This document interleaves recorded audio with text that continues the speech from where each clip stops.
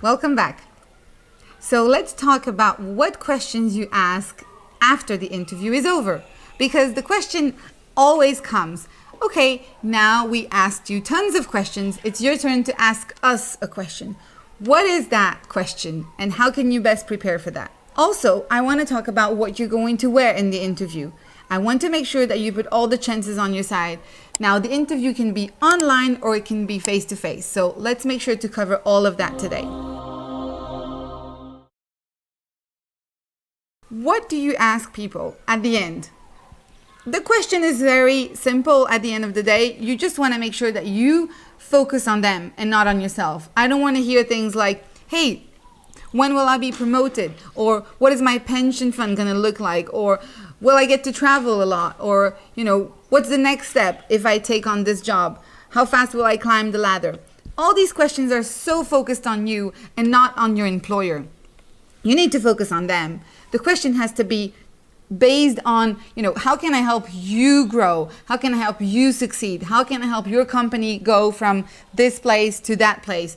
And, what would success look like if I were to achieve the things that you want me to achieve in the next, let's say, 3 to 6 months? What would you like me to solve? What kind of problem would you like me to tackle? What would make you really, satisfied if I were to do something for you? Is there a client? Is there a product? Is there, a bottleneck that you're trying to fight? And what would that look like? How can I support you in your goals and help you achieve them faster? And so if you have that kind of approach, it's very attractive and people will be drawn to you, would really want to hire somebody that is going to be there for them, to help them grow, to help them achieve, to help them succeed.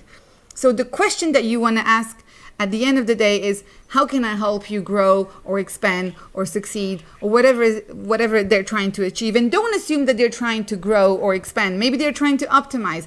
Maybe they're trying to acquire. So make sure that you know what is it that they're trying to achieve and that you're aligned with that. Don't assume. It's better to ask.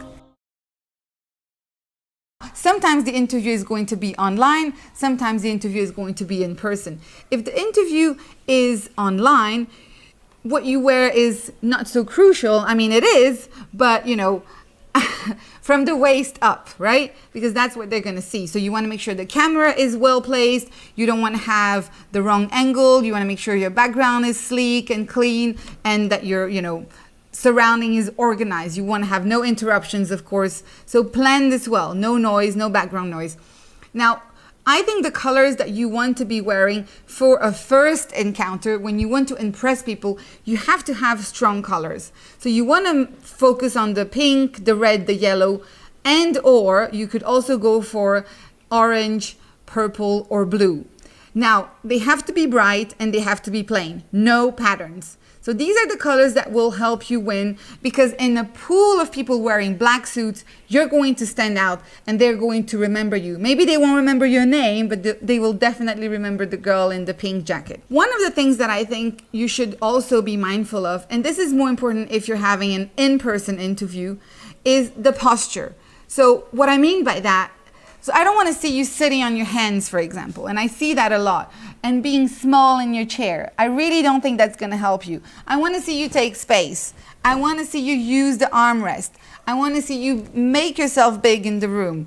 If they offer you the coffee, say yes, please, with sugar and cream. If they offer you the water, yes, sparkling water, please. Make sure that you're not sorry to take space and to be there unapologetically.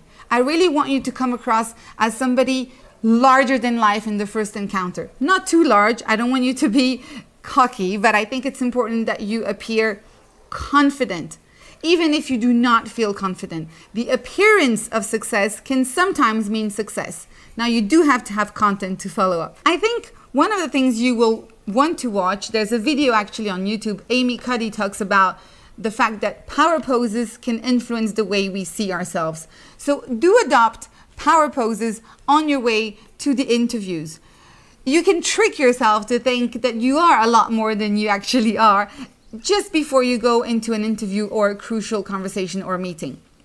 Power poses, little reminder. This is a power pose. This is a power pose. Anything that takes space and will impress people is a power pose, and will also trick you to believe more in yourself and feel more confident. Now, in the next video, we will talk a little bit more about the questions that you want to ask when you're negotiating salary, who are the stakeholders, and how you can get the best offer for yourself. So bear with me, and I'll speak to you in a few minutes.